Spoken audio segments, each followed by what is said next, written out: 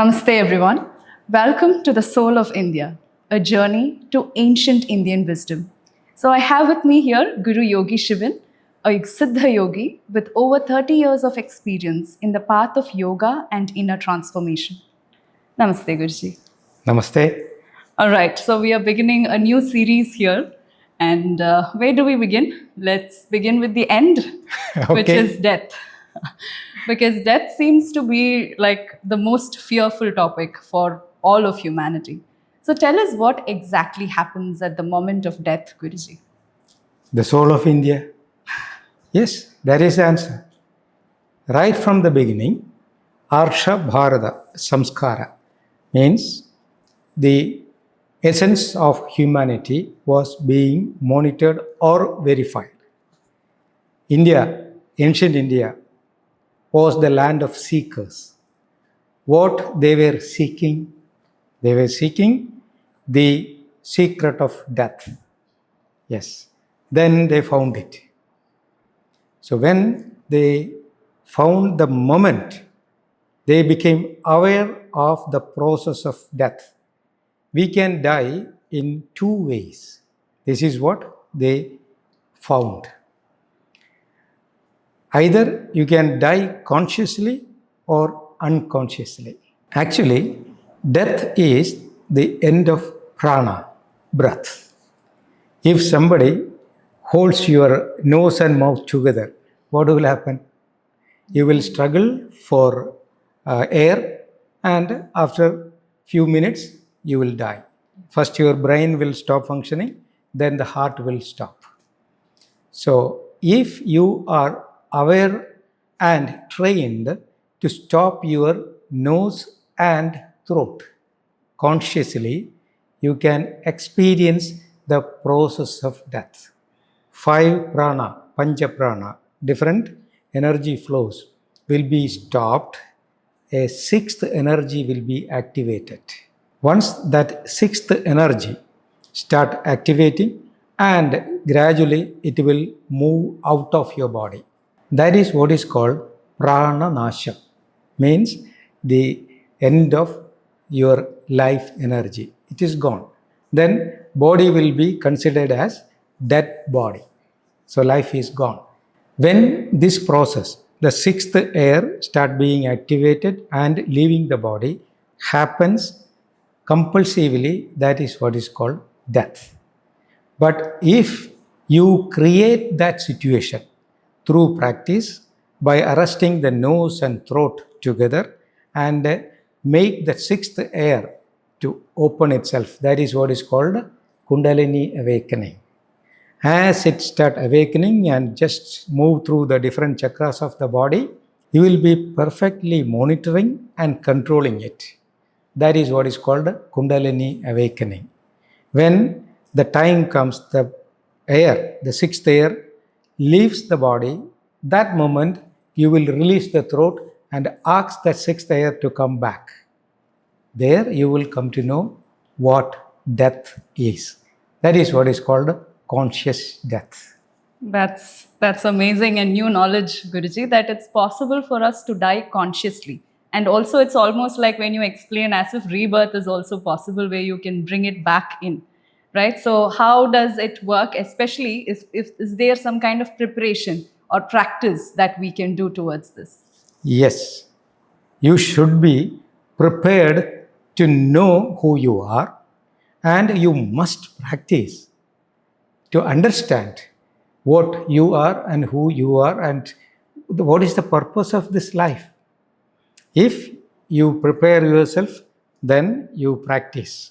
You should learn the technique to understand who you are or create that. See, you might have heard that people who were in the ICU, intensive care unit, sometimes they felt the process of death.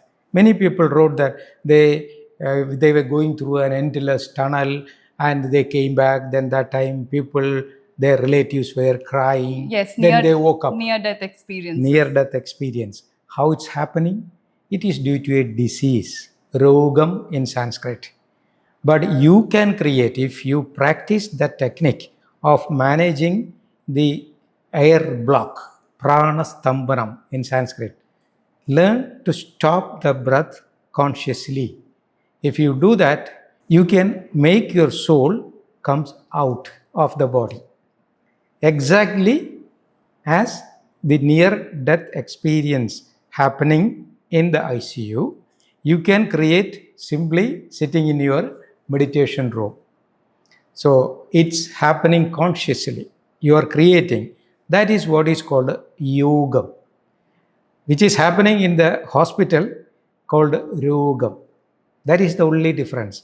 One is disease, the other one is higher consciousness or altered state of consciousness, samadhi. In Sanskrit, one is unmadam, it's a mental disease. The other one is unmanyam, the full control of the mind. So, Roga and Yoga, death and immortality, both are same, but one is compulsive, other one is conscious. That's amazing, Guruji. So looks like the practice sounds a bit complicated. So is it really possible for an ordinary human being to actually practice this and get to where you are explaining? It is very much possible for everybody.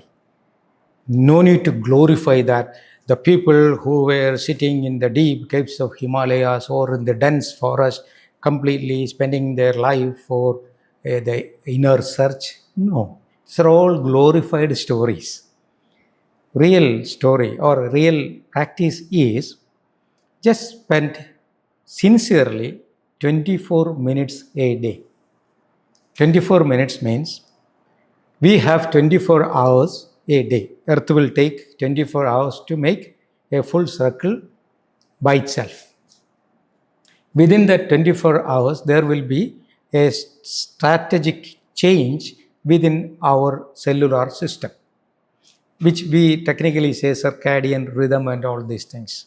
So take 1 minute from each hour, then spend that 24 minutes unconditionally to look inside.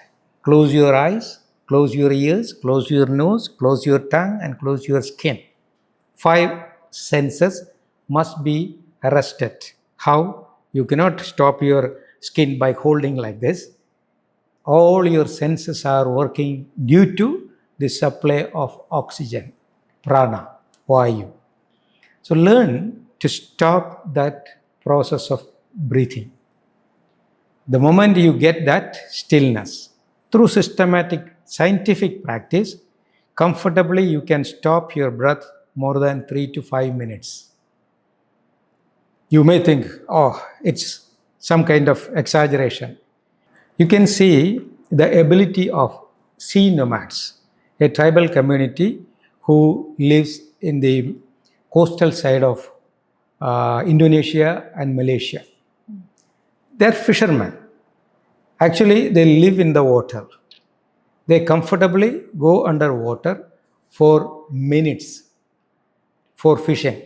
The world record of their, holding the breath or keeping under the water, 13 minutes at a stretch. 13 minutes. So, is it not possible for an ordinary person who is practicing 3 to 5 years for holding the breath and stop the breath for 3 minutes? According to modern science, if you are not breathing more than 2.5 minutes, your brain will stop functioning. If 3 minutes air is blocked, your heart will stop. Then why the sea nomads are not dying after holding 3 to 5, 10 minutes? That means nothing is impossible in front of systematic practice. So this is what our ancient masters said. Spend 24 minutes unconditionally without any premonitions. Let's do it sincerely. It is very much possible for every human being. Thank you, Guruji. That's amazing that even a normal person, without any education or anything, that this tribal community is able to do that, which means that any ordinary person should be able to train towards it. So thank you so much for sharing your wisdom. We'll continue this journey in the next episode, The Soul of India, a journey to ancient Indian wisdom. See you soon. Namaste. Namaste.